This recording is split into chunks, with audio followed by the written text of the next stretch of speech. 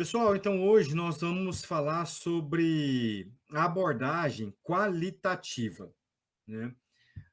Nos outros dias, até aqui, né, nós estávamos estudando a abordagem quantitativa, né?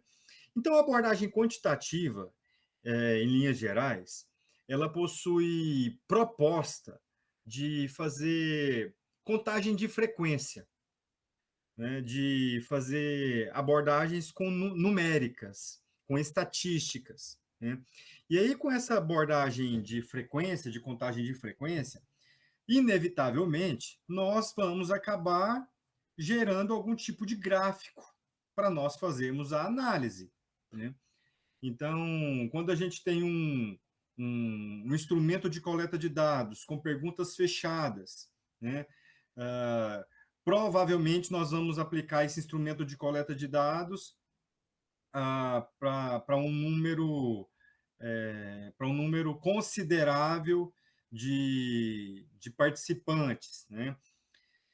Se for um estudo com amostra probabilística, provavelmente você vai ter que pegar a população, fazer um cálculo amostral em cima, né? Se o seu estudo for com abordagem com amostra não probabilística, mesmo assim, você vai ter que ter um quantitativo mínimo que possa possibilitar fazer uma contagem de frequência, né? Para você gerar estatística, enfim. Então, até na aula passada, nós estávamos conversando sobre o estudo quantitativo, sobre estudos que envolvem instrumentos de coleta de dados com perguntas fechadas. Então, conversamos sobre as formas de respostas, né, que nós podemos ter alguns tipos de escalas, né? Nós podemos ter escalas dependendo da nossa necessidade, né? Podemos ter respostas dicotômicas, podemos ter respostas de múltipla escolha, de única escolha. E aí nós temos também as escalas, né? E pode ser a escala de avaliação verbal, enfim, a escala de Thorne, de avaliação gráfica, a escala de Likert, enfim, estudamos várias escalas, vários tipos de escalas. Hoje eu quero abordar com vocês um estudo qualitativo. Então, ao invés de conversarmos instrumentos de coleta de dados com perguntas fechadas, né, agora nós vamos estudar instrumentos de coleta de dados com perguntas abertas, né?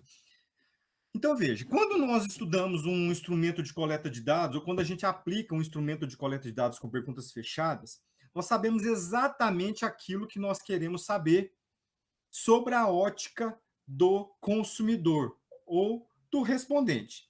Agora, quando nós utilizamos instrumentos de coleta de dados com perguntas abertas, nós queremos saber algo a mais, nós queremos descobrir algo que até então não está claro.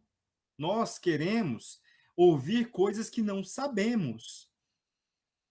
Então, esse tipo de estudo, esse tipo de abordagem qualitativa, ela possui propósito de conhecer em profundidade aquilo que os nossos respondentes, nesse caso aqui, os nossos clientes, os consumidores, os compradores, né, possuem.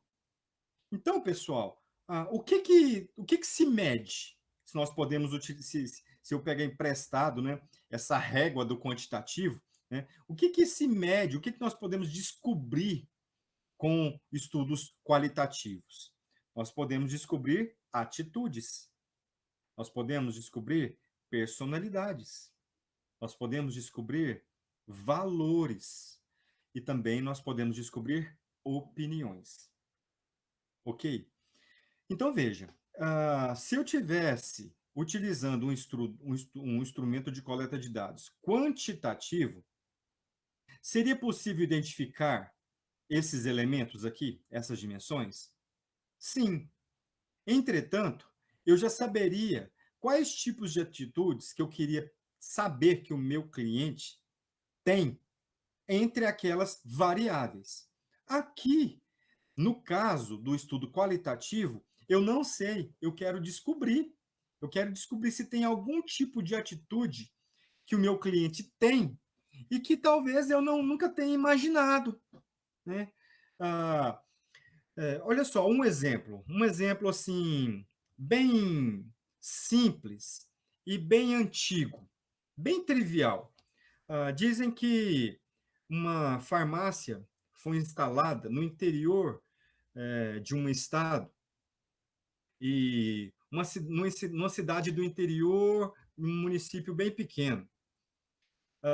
E essa farmácia abriu de maneira bem tímida, né, com o chão batido ali, de cimento, né, as prateleiras bem tímidas, poucas medicações, né? Enfim, essa farmácia foi aberta ali com muita simplicidade. E é claro que os seus clientes também eram simples. Seus clientes também eh, eles possuíam um perfil de acordo com a proposta de negócios. E aí essa farmácia foi vendendo e foi ganhando a confiança dos seus clientes, ela foi crescendo, né? E o proprietário percebendo que ele tinha que melhorar a estrutura, percebendo que ele tinha que melhorar o piso, que ele tinha que melhorar as gôndolas, que ele tinha que melhorar a fachada, a calçada, que ele tinha que pintar, né? Que ele poderia colocar uma fachada interessante com luminoso. E ele foi pensando nisso, e os clientes comprando, e ele tendo uma boa clientela, e o negócio prosperando, e ele querendo ampliar o negócio. O que ele fez? Ele colocou uma porta de blindex, ele pintou, ele fez uma fachada bacana, ele arrumou a calçada, pintou a calçada, colocou pisos novos, brancos ali, de porcelanato bem fino, né? Colocou os funcionários para vestir de branquinho. Enfim, ele padronizou e ficou uma loja clarinha, bonita, né? O que começou a acontecer? Os clientes dele pararam, eles paravam na porta e chamavam, eles não tinham coragem de entrar, eles chamavam, esse é o farmacêutico, ei, vendedor, ei, moço, dá uma chegadinha aqui na porta. Aí, chegava até lá, o que eu posso atender? Eu tá querendo esse remédio aqui, ó, que mandaram eu comprar, aí, escrito num papelzinho de jornal, tudo. Eu estava querendo comprar esse remédio aqui. Não, venha, entre, fica à vontade, vem para cá. Não, aqui tá bom, aqui tá muito bom, aqui fora tá muito bom, fica tranquilo. Só queria esse remedinho mesmo aqui, ó. O que acontece com esse negócio? Esse negócio, ele começou a perceber que os clientes estavam constrangidos em entrar dentro da loja reformada. E os clientes, eles estavam com receio de sujar o chão, o porcelanato branco. Então, veja, a atitude dos clientes mudou porque a loja mudou. E é claro que não foi feito nenhum tipo de pesquisa de mercado para saber se os clientes queriam aquilo. E, de certa forma, talvez também as pessoas, os gestores ali daquela farmácia, não tenham feito também uma pesquisa qualitativa para saber qual a sensação dos clientes em relação à modificação estética e estrutural da loja, da farmácia. Então, isso gerou mudança de atitude. Então, veja, ah, qual poderia ser a ação daquele negócio, daquela farmácia? Fazer fazer um estudo antes e depois, né, da estruturação do negócio. Isso foi um pequeno exemplo, só para a gente entender que atitudes mudam e nós temos que perguntar para os clientes por que eles mudaram de atitude. Né? Nós temos que perguntar para os clientes por que eles percebem a empresa diferente, como que eles percebem a empresa naquele momento. Então, é muito importante, é muito interessante nós termos em mente o porquê que nós vamos utilizar um estudo qualitativo, né? Reforço, o instrumento de coleta de dados do estudo qualitativo é o roteiro. O roteiro. Então, nós utilizamos roteiro para fazer as aplicações dos nossos estudos qualitativos, né? Então, aqui existem os roteiros para fazer o grupo focal, existe o roteiro para nós fazermos aqui a auditoria, é, auditoria de negócios, existe aqui o roteiro para nós fazermos as entrevistas, né? Existem os roteiros, então nós temos que fazer roteiros. Então, roteiros estruturados, semi-estruturados, não estruturados, conforme a nossa necessidade, né? Então, o estudo qualitativo, ele possui a proposta de conhecer qual a personalidade do nosso cliente, o que o nosso cliente valoriza, o que ele prioriza, o que é importante para ele. Então, nesse roteiro, a gente deixa o cliente falar. A gente deixa o cliente falar. Em tese, quando a gente aplica estudos qualitativos, a gente não tem a preocupação de fazer uma amostra, de ter uma amostra como estudo quantitativo. Se no estudo quantitativo a gente aplica ali o nosso instrumento de coleta de dados, o questionário ou formulário, para 50, 100, 150, 1.000 pessoas, indo de acordo com a nossa amostra, no estudo qualitativo, a gente faz com 10, 20 pessoas no máximo, né? Então, assim, bem menos quantitativos, né? Também tem a proposta de conhecer as opiniões, né, dos entrevistados, né? Agora, aqui, quando a gente utiliza a expressão roteiro, aí sim, aquele que responde é o entrevistado. Para aquele que participa de um estudo quantitativo, ele não é entrevistado, ele é um respondente. É interessante nós percebermos as nomenclaturas corretas para cada tipo de abordagem, né? Para abordagem quantitativa, eu tenho o respondente. Para abordagem qualitativa, eu tenho o entrevistado, né? Então, quais são as características do estudo qualitativo, né? Revelar valores, crenças, sensações, atitudes, né? Este tipo de estudo não tem representatividade amostral, né? Não é esse o propósito, né? Digamos que você seja gestor de uma grande casa de material para construção, né? Digamos que você seja um gestor de uma concessionária de automóveis, digamos que você seja um gestor de uma grande empresa de implementos agrícolas. Veja, você quer conhecer o seu cliente, você está incorporando alguns produtos no seu portfólio, você está mudando a estrutura, você vai mudar de local, você está mudando a política de negócios, você quer mudar a política de crédito. Então, o que que você pensa? Não, eu preciso aqui conversar com alguns clientes chaves. Eu preciso conversar com alguns clientes chaves, preciso fazer aqui um grupo focal com esses clientes aqui para saber o que que eles pensam, o que que eles imaginam. Eu quero pegar esses clientes que mais compram, esses clientes que possuem a representatividade importante para o meu negócio. Quero conversar com eles.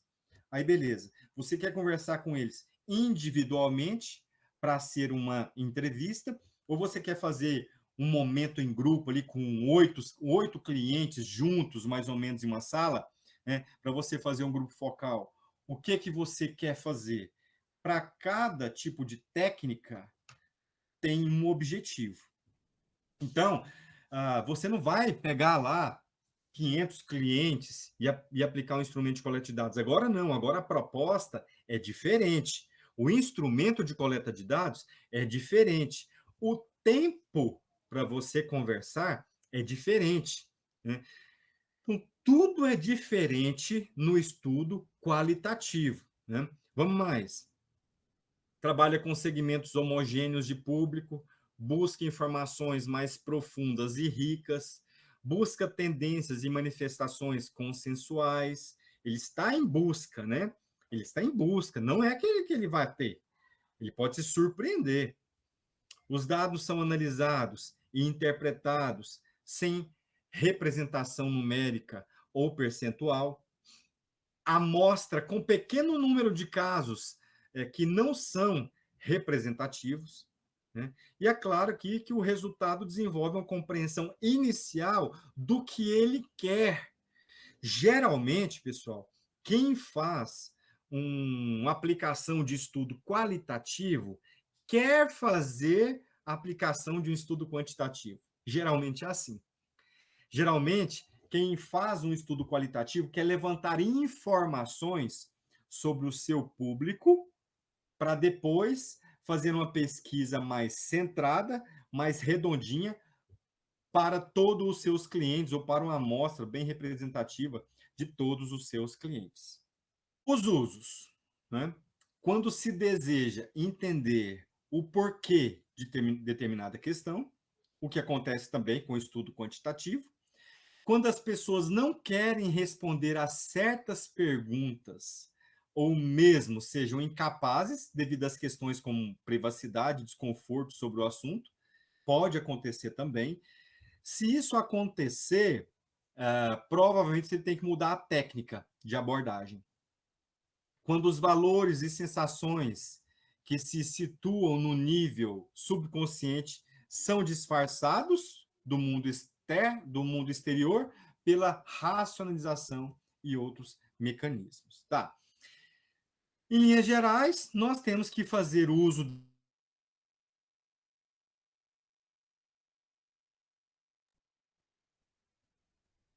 atitude, percepção e opinião do nosso cliente, do nosso consumidor, do comprador e também, pessoal, do colaborador. Nós estamos falando aqui sobre pesquisa de mercado, entretanto, nós estamos falando de uma técnica que é utilizada também em outras áreas.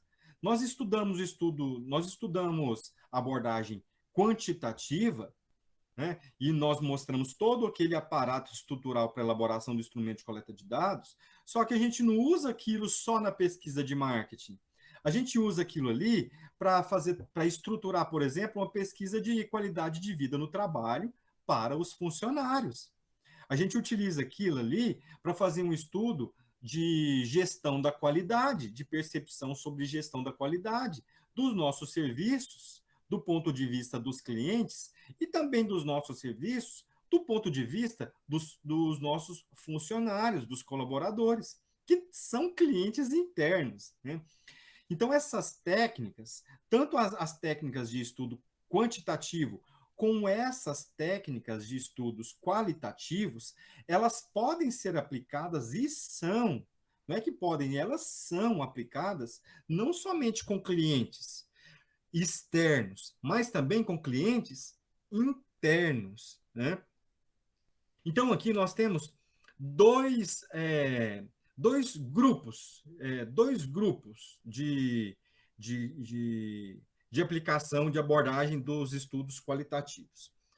A abordagem direta, porque ela tem os objetivos claros, por isso, abordagem direta.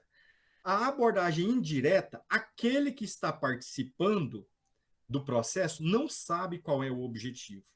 Por isso, a diferenciação de abordagem direta e de abordagem indireta. Né? Então, na abordagem direta, aqueles que participam da pesquisa sabem exatamente o porquê da sua aplicação. E tem três tipos básicos.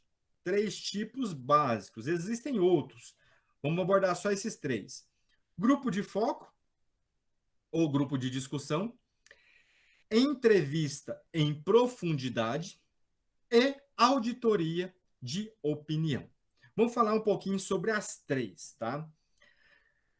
A segunda é a abordagem indireta. Da abordagem direta é justamente quando os objetivos não são de conhecimento dos participantes. Então, nós temos alguns tipos de técnicas: associação, complemento, construção e as técnicas expressivas. Também vamos falar de cada uma delas. Vamos começar com as abordagens diretas. Tá? Então, a abordagem direta. Vamos começar aqui com o grupo de foco. Então, veja, o grupo de foco é quando você reúne um grupo de pessoas para debaterem, discutirem um assunto que você está levantando, você, empresa, um assunto que você está levantando, que você quer descobrir. E você tem um moderador. Você tem um moderador para direcionar isso. Aqui, no grupo de foco, está falando que tem que ser não estruturada. Quando a abordagem qualitativa é não estruturada, ela não possui perguntas bem feitas, perguntas bem elaboradas, estruturadas. Como, por exemplo, ah, vocês acreditam que é a hora certa de diversificarmos os nossos produtos? Por quê? É uma pergunta estruturada. Não é verdade? Ela é uma pergunta estruturada. Se eu fosse falar agora, se eu fosse transformar essa pergunta em um item não estruturado, eu poderia falar assim: o que vocês acham da nossa diversificação de produtos? Né? Ou eu poderia simplesmente colocar um tema: diversificação dos nossos produtos. O que vocês acham? O que eu estou falando? Eu abri, não falei que vou ampliar, não falei que são poucos, que nós diversificamos muito, que nós diversificamos pouco. Não falei da qualidade dos produtos que nós temos hoje, da qualidade dos produtos que estamos buscando, não falei nada. Só joguei um tema para debate com aqueles clientes que estão ali.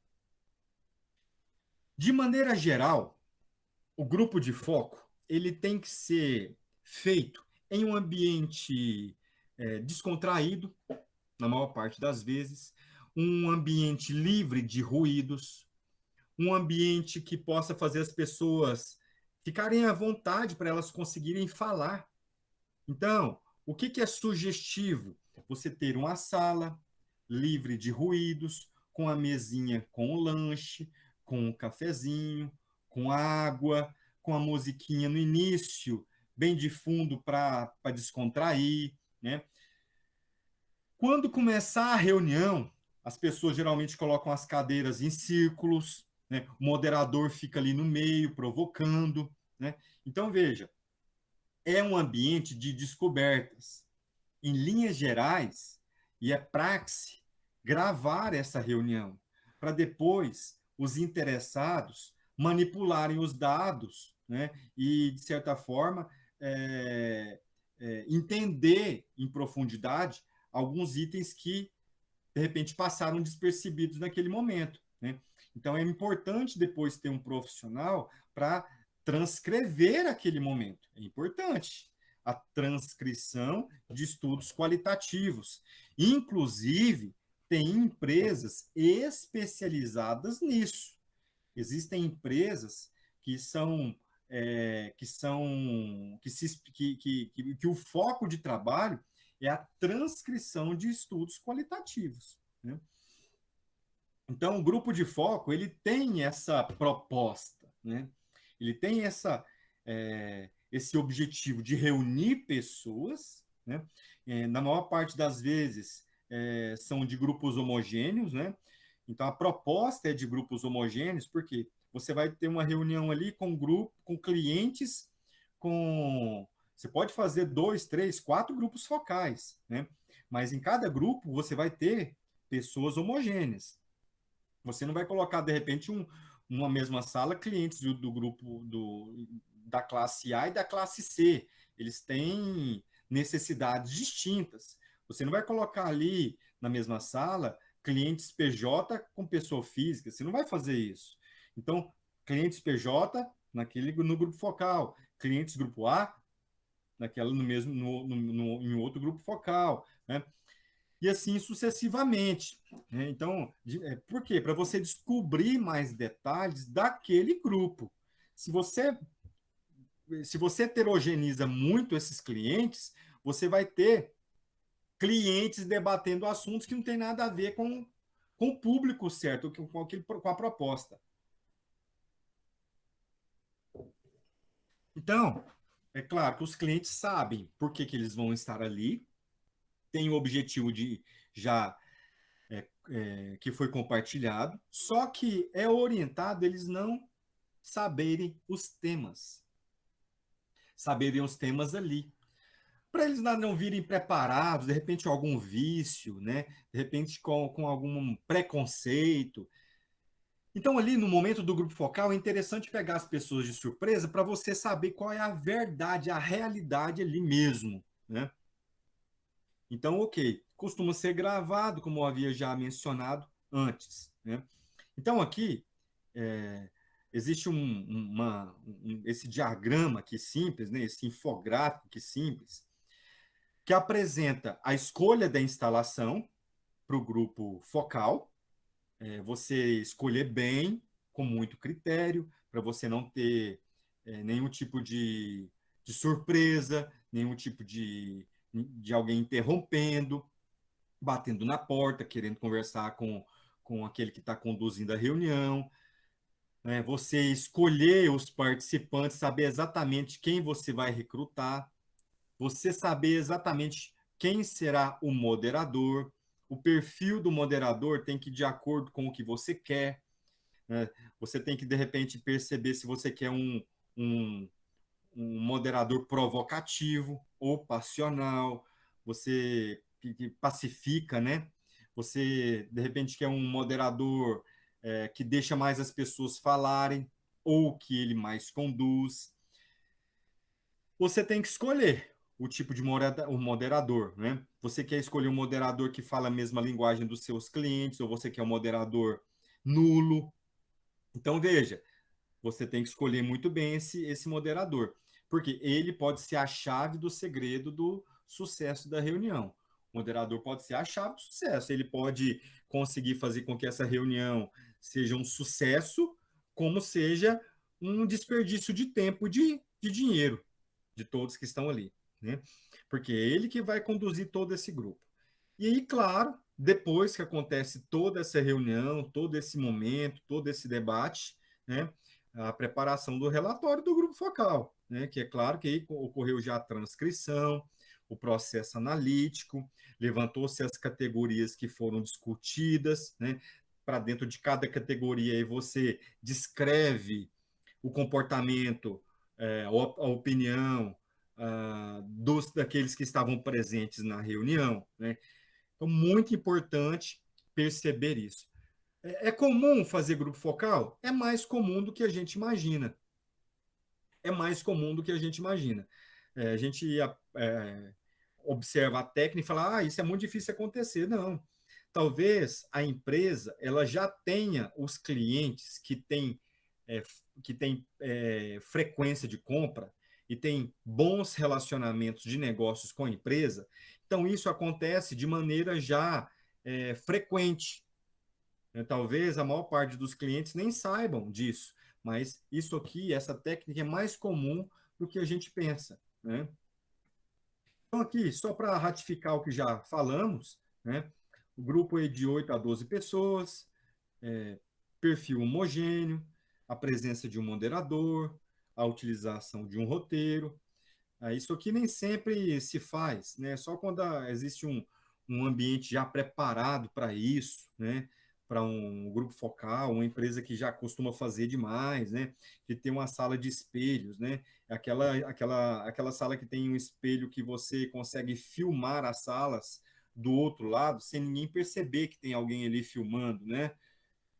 Então isso é pouco comum.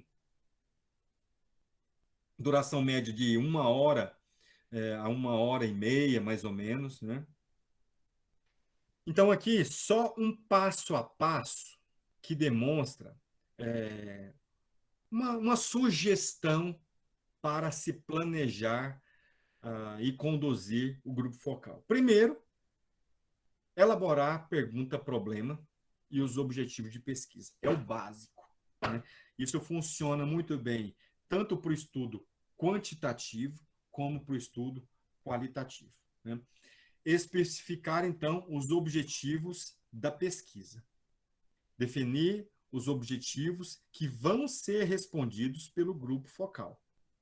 Então, aqui, qual que é a proposta do roteiro? Eu vou fazer, você fazer a pergunta-problema, o objetivo geral e os objetivos específicos. Redigir um questionário selecionador. Aqui, só para corrigindo, redigir um roteiro. Redigir um roteiro selecionador, né? Ou seja, um roteiro bem pensado, né? Com itens bem pensados, que vai ter vai gerar uma discussão, vai provocar uma discussão, que é o mais importante, né? Discussão aqui do ponto de vista positivo, né? Para gerar debate.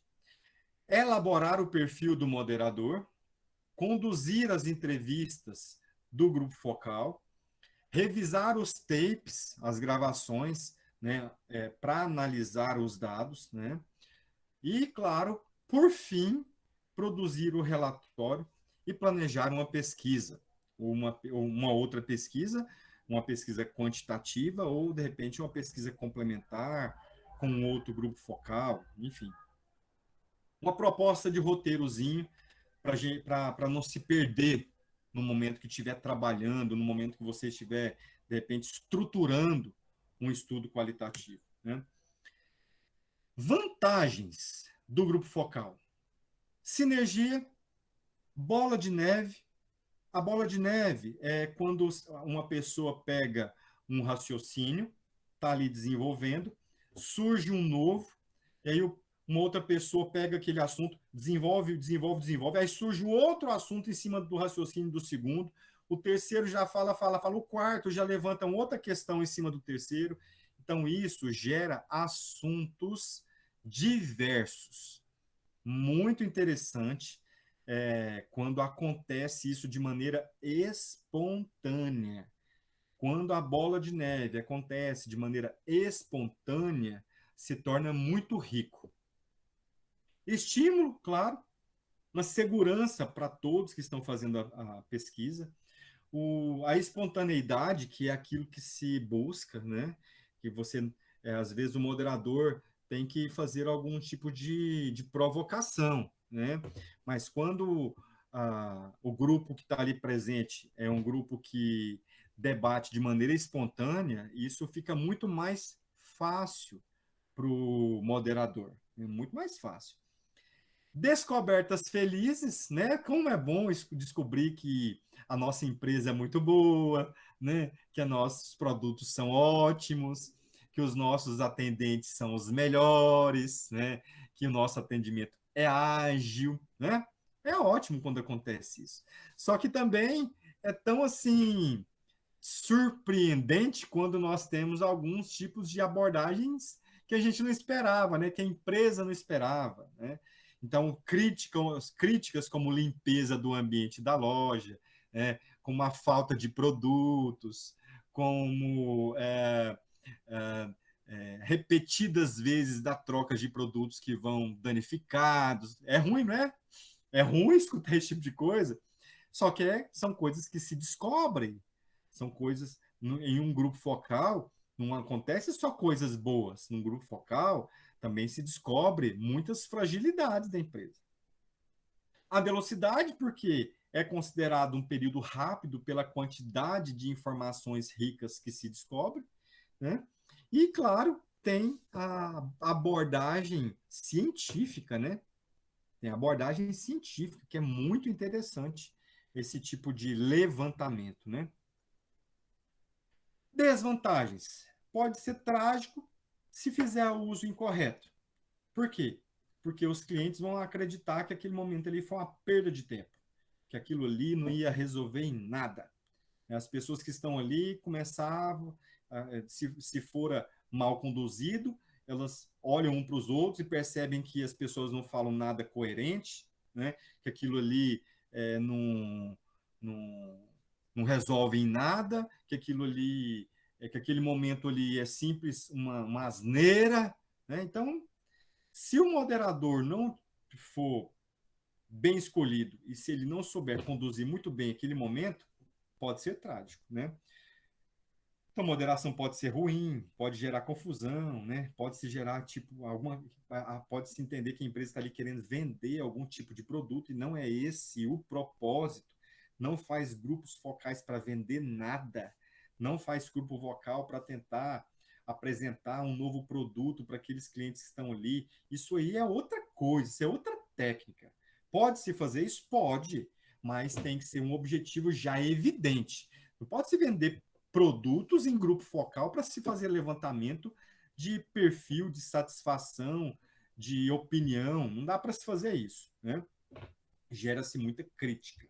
Então, ser focado e ser bem, ter os objetivos bem determinados. Entrevista em profundidade é a segunda técnica, né? É a segunda técnica. A primeira técnica é grupo focal, né? Da abordagem direta. E a segunda é entrevista em profundidade. A entrevista também ela é limitada pelo quantitativo de pessoas, né? Ela é limitada. Agora, quando nós falamos em entrevistas, nós estamos falando de um a um para um. Entrevista é algo feito de maneira individualizada, né? E também diferente da pesquisa quantitativa, que requer uma amostra mais robusta de 100, 150, 200, 1000 pessoas, as entrevistas que acontecem de maneira individualizada também são com um quantitativo bem menor, né? Então, aqui se sugere 5, 10, até 20 entrevistas, né? E aí é claro que neste ambiente de entrevista, você também tem que promover um ambiente é, que te promova vantagem, né? O entrevistador tem que ter um ambiente de suporte para ter uma entrevista bacana, né? Para que a pessoa que for ser entrevistada sinta-se à vontade em falar sobre o assunto, né? Que tenha uma atmosfera legal, né? Pode se colocar, de repente, um ambiente climatizado, né? Com um quadro interessante, um cafezinho, uma água, um pequeno lanche, né? Isso causa simpatia, né? Uma musiquinha de fundo antes de iniciar a conversa, né? Deixar os objetivos muito bem claros. Isso é extremamente importante, né?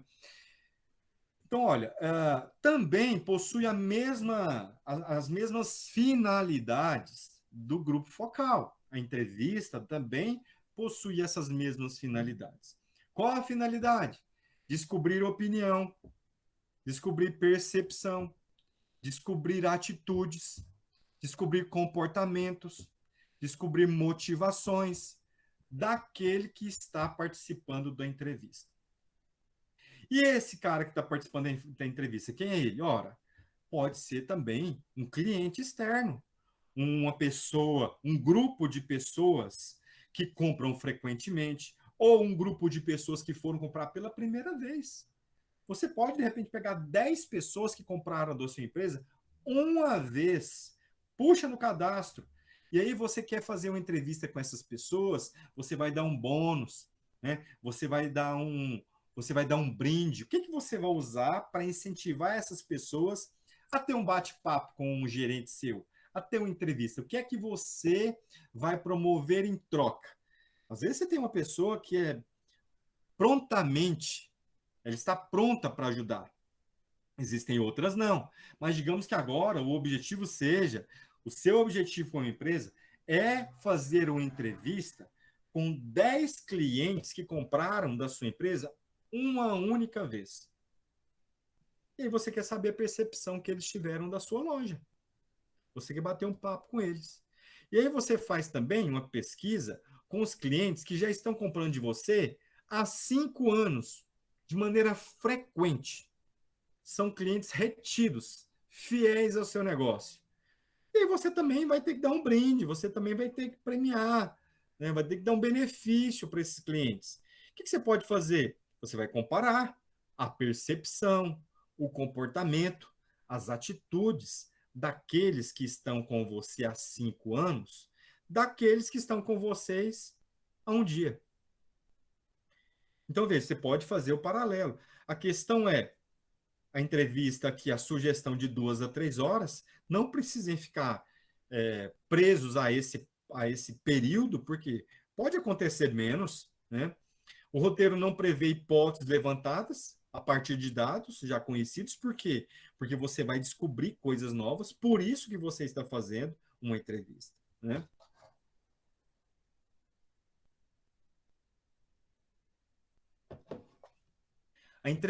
Tem um tipo de entrevista que eu queria evidenciar, que é a entrevista intensiva.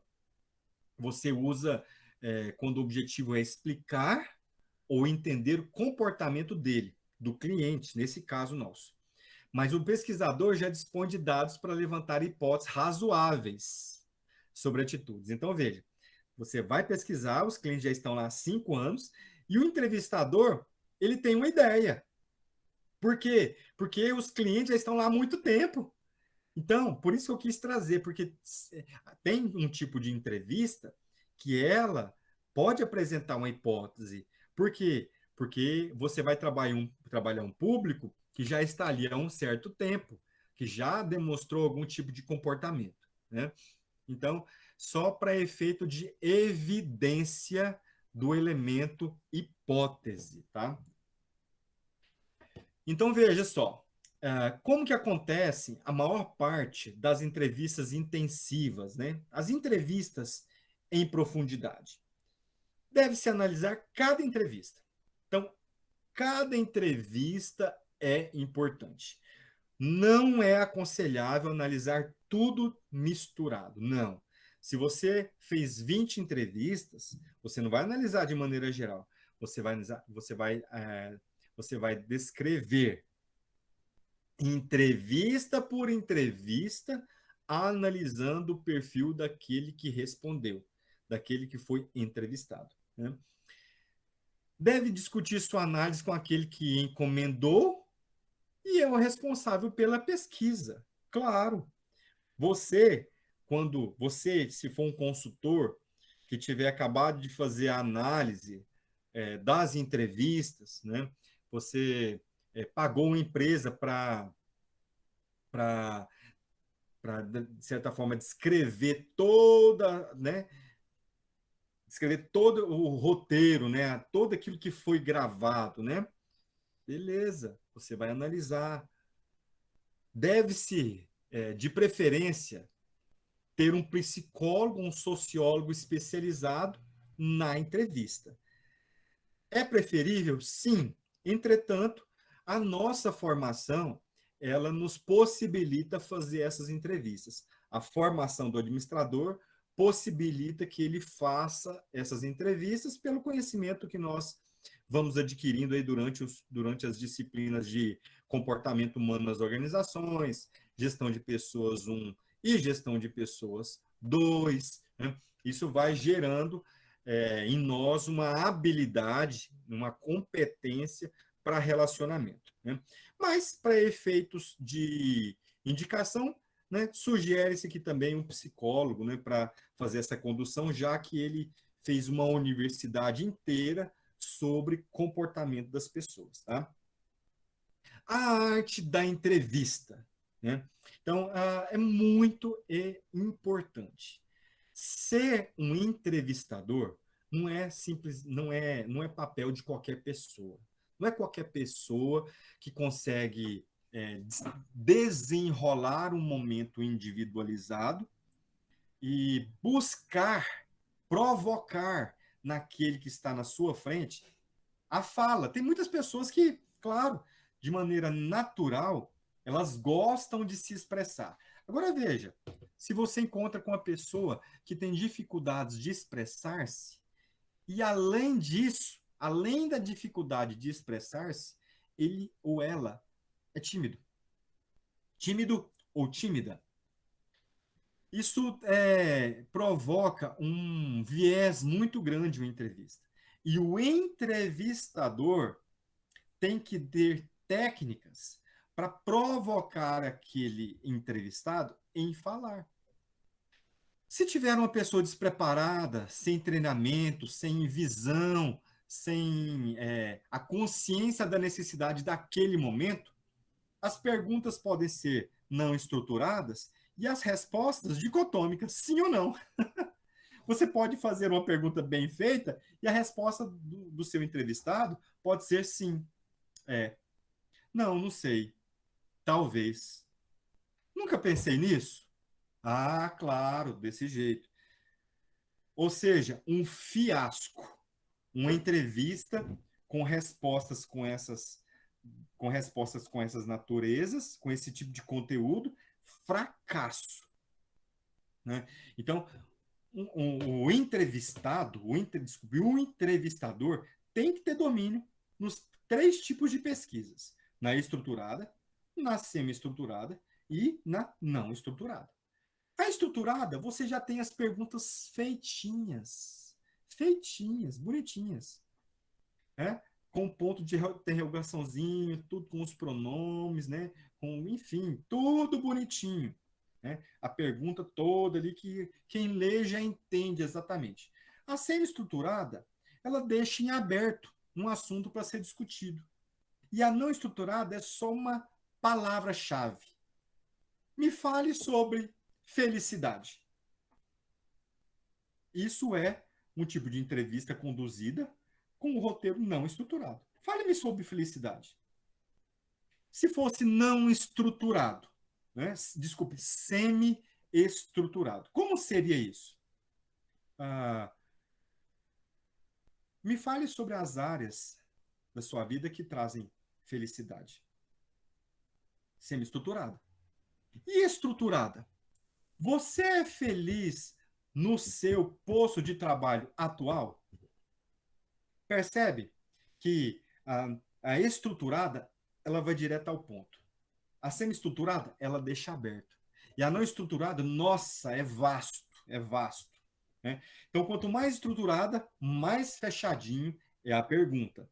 É claro que quanto mais fechadinho for a pergunta, mais tem que ser a habilidade daquele que está conduzindo. Maior tem que ser a habilidade. Né? Se esse que está conduzindo, ele tem que ter todo o treinamento, toda a percepção, né? Todo o feeling para conduzir isso. Além da técnica, ele também tem que ter conteúdo. Né? Não basta ele ter a habilidade técnica e não conhecer o assunto que ele está tratando naquele momento. Então, muito importante.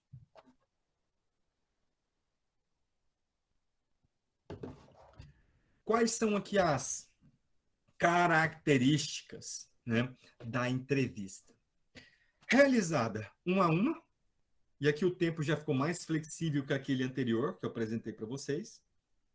Utiliza de material como um bloco de notas, caneta, gravador, um notebook, um celular, um tablet, enfim, né, para conduzir aquele momento. O entrevistador tem papel importante, decisivo, pois deverá ter a sensibilidade e conhecimentos necessários para abordar bem o assunto. Deve buscar respostas profundas e completas sobre o assunto. É muito importante a gente perceber que este momento ele está sendo necessário para você aprofundar.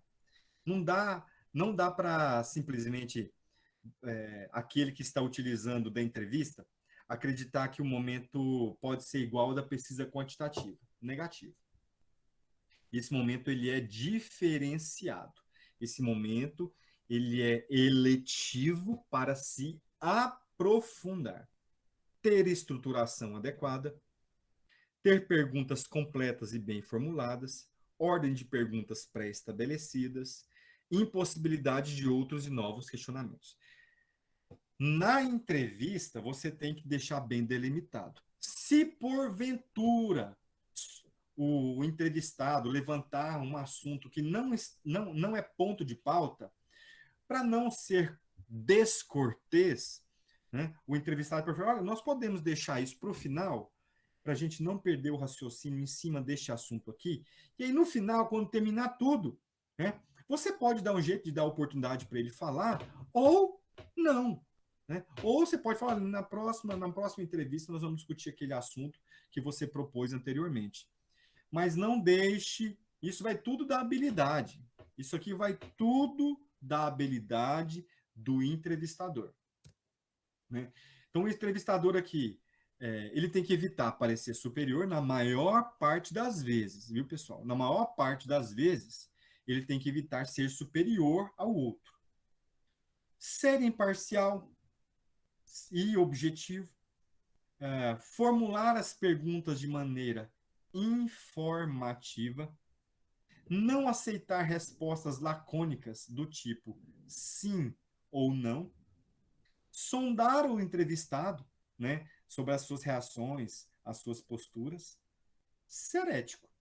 São algumas das dicas, né, de como que deve ser o comportamento de um entrevistador.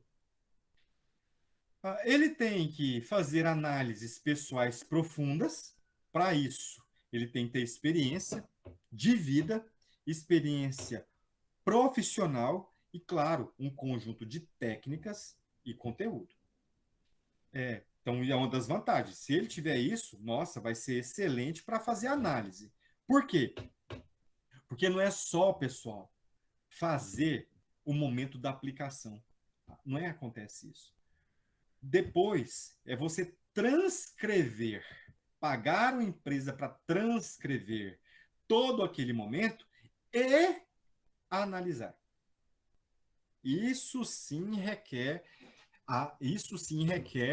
um domínio. Né? Então, a transcrição aqui é fundamental a sua execução de maneira bem fidedigna. Respostas atribuídas diretamente ao entrevistado. E, claro, não há interferência do grupo. Ele tem que tentar conduzir, isso aqui falando do grupo focal, né? Ele tem que tentar conduzir para que não haja interferência. Desvantagens. Entrevistadores habilidosos são raros. Os resultados sofrem interferências dos entrevistadores. Né? Então, dependendo de como você vai fazer a contratação deste profissional, o resultado vai depender da habilidade que ele tem, do perfil que ele tem. Tempo longo de duração das entrevistas. Pode ser também uma desvantagem da técnica ou uma desvantagem do entrevistador. Né? Aqui possuem já 3 tipos de estruturas de entrevistas que eu já evidenciei. Né? Ok. Aqui é a atividade que eu vou passar no finalzinho.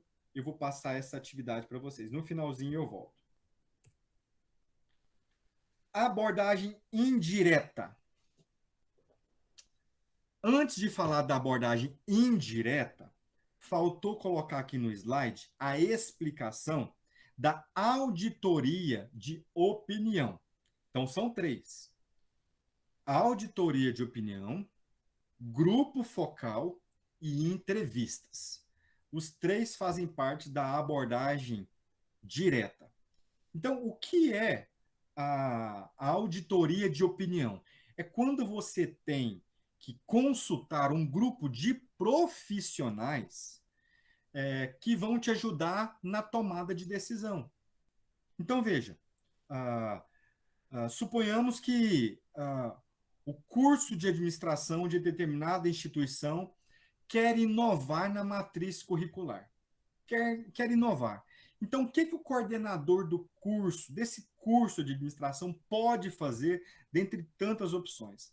Ele pode ir até o Conselho Regional de Administração e pedir a opinião dos conselheiros para fazer apontamentos naquela matriz curricular sobre os itens que o mercado está exigindo do novo profissional de administração, já que os consultores e que os conselheiros estão diretamente relacionados ao mercado de trabalho.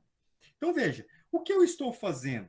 Eu estou buscando um grupo de pessoas técnicas naquele assunto que eu estou buscando. Técnicos que vão poder me dar uma visão mais específica e ao mesmo tempo holística sobre como eu devo estruturar o meu novo curso de administração, né? Então eu vou atrás dessa técnica, né? E aí nós chamamos ela de auditoria de opinião, porque estamos consultando um grupo técnico especializado naquilo que eu preciso, naquilo que eu quero, né? Então, de maneira geral, existem essas três abordagens, essas três técnicas que estão relacionadas à abordagem direta, né? Da técnica de coleta de dados qualitativa. Então, agora, eu quero abordar com vocês a, a indireta, né? Falar sobre a abordagem direta de coleta de dados. Então, veja só. A primeira técnica, a técnica de associação. Então, veja, aqui o meu cliente, ele não sabe qual é o meu objetivo aparente. Ele não sabe qual é o meu objetivo para este tipo para esse grupo de perguntas. Então, olha só. Considerando a lista de palavras que segue, complete cada item com a primeira palavra que lhe vier à cabeça. Dia de lavar, limpeza, sujeira, família, né? Você pode, se você está fazendo uma pesquisa com os clientes da sua empresa, você pode colocar algum tipo de palavra ali, o seguinte, para ele falar o que, que ele pensa quando fala em entrega na sua empresa. Atendimento, diversificação de produtos. Você vai ter você vai criar um estímulo no seu cliente para que ele fale aquilo que passe pela cabeça dele quando você dá essa palavra-chave para ele refletir. A gente chama isso de técnica de associação, né? Aqui, uma técnica de completamento de sentenças, né? Então, olha que interessante aqui. O indivíduo vai completar, né? Completar a sentença, ou seja, a frase, né? A gente fazia isso muito no ensino fundamental, na minha época de estudante, né?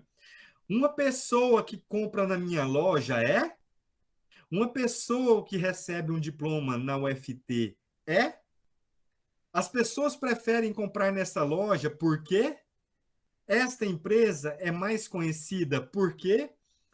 Então, olhe, é uma técnica interessante de estímulo, né? Assim como a técnica anterior, né, a técnica de associação, ela também é uma técnica de estímulo, a técnica de completamento de sentenças também é uma técnica de estímulo, né? Para você pegar de surpresa, digamos assim, o seu entrevistado, né? E te provoca e te oferece uma informação rápida e instintiva. Em alguns casos, dependendo da necessidade, é muito interessante o uso dessa técnica. Técnica de construção. Essa técnica, o conteúdo dela está voltado para a área de gestão de pessoas, né? Voltado para o cliente interno. Então, veja só. Vamos ler o enunciado, para depois aquele que está sendo entrevistado conseguir construir uma resposta, né? Com base naquilo que foi perguntado. Um homem estava procurando um terno de executivo na sua loja favorita. Após 45 minutos experimentando vários trajes, ele finalmente encontrou um que lhe agradou. Quando se dirigia ao caixa para pagar, foi abordado por um vendedor que lhe disse: Senhor, no momento temos trajes de melhor qualidade em liquidação, pelo mesmo preço. Gostaria de vê-los? Qual seria a resposta dada pelo consumidor e por quê? Então, veja, agora, claro, que aquele que está participando da entrevista vai dar a resposta como se ele fosse o consumidor, né? E é claro que aqui ele vai construir uma resposta com base, se ele for honesto o suficiente, ele vai construir uma resposta com base no estilo de vida que ele leva, na personalidade que ele tem, né? Na opinião que ele tem, de como ele seria, né? Então ele vai dar essa resposta com técnica de construção, né? Técnicas expressivas, também utilizando uma técnica, um assunto, conteúdo da área de gestão de pessoas. Você é o gerente da loja. Responda à reclamação do cliente, né? Cliente, sua loja lançou na TV uma propaganda do liquidificador por um preço. Na realidade, o produto está mais caro que o divulgado. O que o gerente fala?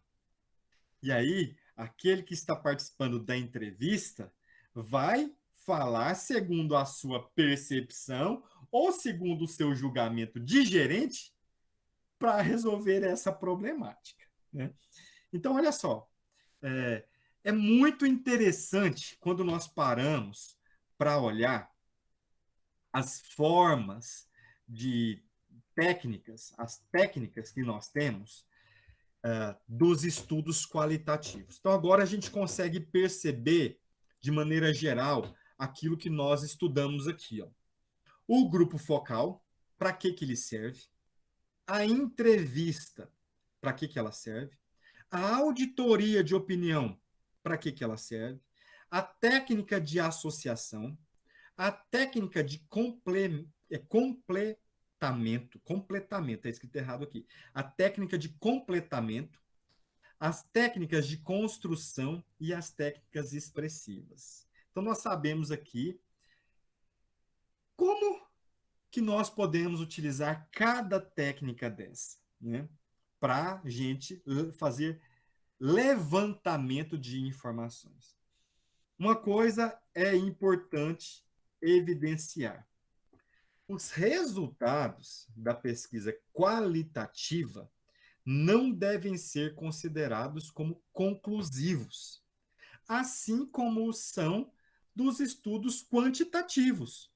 Os estudos quantitativos podemos ser conclusivos. Por quê?